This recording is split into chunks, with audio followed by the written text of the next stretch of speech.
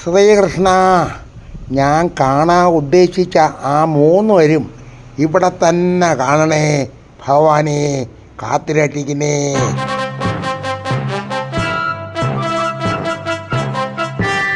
രണ്ടു നാലു ദിനം കൊണ്ടൊരുത്തനെ മുഖ്യമന്ത്രിയാക്കിയിടുന്നതും ഭവാൻ. പിള്ളേ, ഒരു പരാതി കൊടുക്കാൻ വന്നതാണ്. ഇവിടെ എവിടെയാണോ എന്തോ പരാതി കൊടുക്കേണ്ടത്? എന്തോ നിന്റെ പരാതി സാർ? വീട്ടിലെ വെള്ളം കയറി ഇപ്പം വെളിയിറങ്ങാൻ നിവർത്തിയില്ല.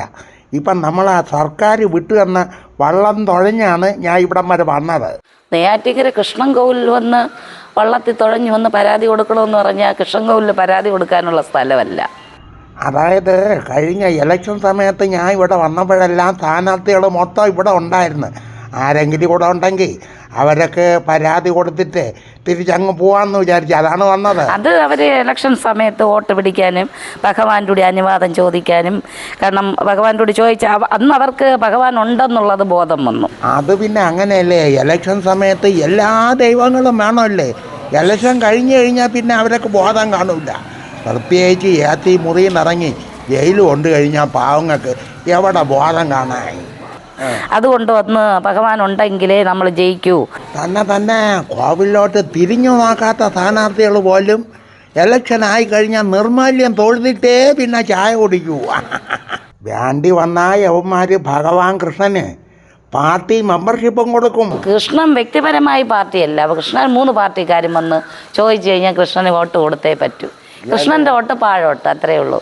അവിടെ 3 പേർക്കും കൊടുക്കും. സ്ഥാനാർത്ഥികൾ വന്നപ്പം ഏതെങ്കിലും ഒരു സ്ഥാനാർത്ഥി ഒരു തുളസി ആരുമെങ്കിലും ഭഗവാൻ ഇട്ടാ? ഇല്ല, അങ്ങനെ ഇട്ടിട്ടില്ല. സ്ഥാനാർത്ഥിക്ക് ചിലപ്പോൾ വാങ്ങിക്കണമെന്ന് കാണും, കാരണം ഒരു ഹാരമെങ്കിലും ഭരണ സമയത്തല്ലേ ഉള്ളൂ. പക്ഷേ കൂടെ നടക്കുന്നവർ അതിന് സമ്മതിക്കൂലല്ലോ. ഫോട്ടോ എടുക്കാൻ നിൽക്കണു, ഞാൻ സ്ഥാനാർത്ഥിയുടെ കൂടെ നടക്കുന്നതാണെന്ന് കാണിക്കാൻ. ഓ, സ്ഥാനാർത്ഥികളെ കൂടെ വരുന്ന എർത്തുകൾ, അയ്യോ അവന്മാരെ കൊണ്ട് ഒരു നിവർത്തിയില്ല.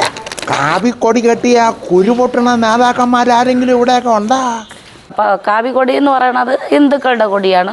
മുസ്ലിങ്ങൾക്ക് പച്ചക്കൊടി, ക്രിസ്ത്യാനികൾക്ക് വെള്ളക്കൊടി, അങ്ങനെ കൊടികൾ ഓരോ കോവിലിലും ഓരോ രീതി വെച്ചിട്ടുണ്ട്. ആരെങ്കിലും എതിർക്കണുണ്ടോ മുസ്ലിങ്ങൾ കെട്ടുന്ന കൊടി പച്ച കെട്ടരുതെന്ന് പറയാൻ അധികാരം കാണിക്കണുണ്ടോ?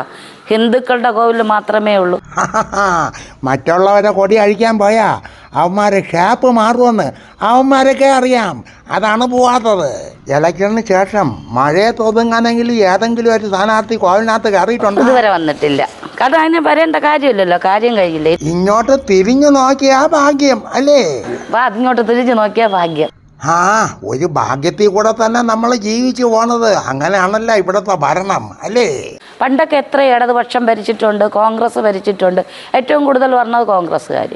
പിന്നെ അത് കഴിഞ്ഞിട്ട് ഇടതുപക്ഷം വന്നു. കെ നായനാരൊക്കെ ഭരിച്ചുകൊണ്ടിരുന്നപ്പോൾ എന്ത് നല്ല ഭരണമായിരുന്നു. ഇപ്പം എന്ത് മോശപ്പെട്ട ഭരണോ? നല്ല ഭരണമല്ലേ, രഹസ്യം ഭരണമല്ലേ. അത് മാത്രമല്ല, മക്കളെ അച്ഛൻ ഒരു സഖാവാണെന്ന് മാമൻ കേട്ടിട്ടുണ്ട്. എൻ്റെ അച്ഛൻ സഖാവാണ്, ഇടതുപക്ഷത്തിൻ്റെ സഖാവ്. ആ സഖാവിൻ്റെ മോളാണ് ഞാനിന്ന്. ഇന്നെനിക്ക് സഖാവിൻ്റെ മോളെന്ന് പറയാൻ നാണക്കേടായി മാറി. സഖാവിൻ്റെ മോളെന്ന് പറയാൻ നാണക്കേടാ? അതെന്തേ? കാരണം അത്രയും പാർട്ടി നല്ല പാർട്ടി ആയതുകൊണ്ട്. മനുഷ്യനാവണം